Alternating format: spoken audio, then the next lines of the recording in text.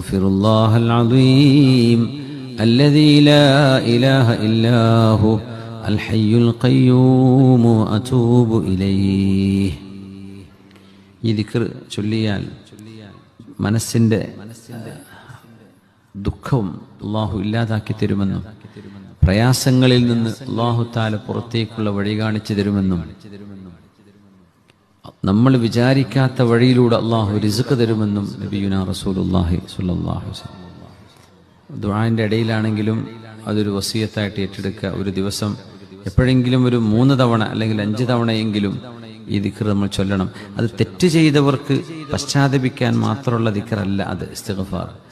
കാരണം ഈ ദിക്ർ ചൊല്ലിയാൽ അള്ളാഹ് തെറ്റ് പുറത്തു തരും എന്ന് അല്ല നബി തങ്ങൾ പറയുന്നത്. അല്ലാഹു നിങ്ങൾ ചൊല്ലുന്നതോടുകൂടെ മിൻ കുല്ലി ഹമ്മിൻ മഖ്റജ, നിങ്ങൾ മിൻ കുല്ലി ഹമ്മിൻ ഫറജ മിൻ കുല്ലി ദീഖിൻ മഖ്റജ,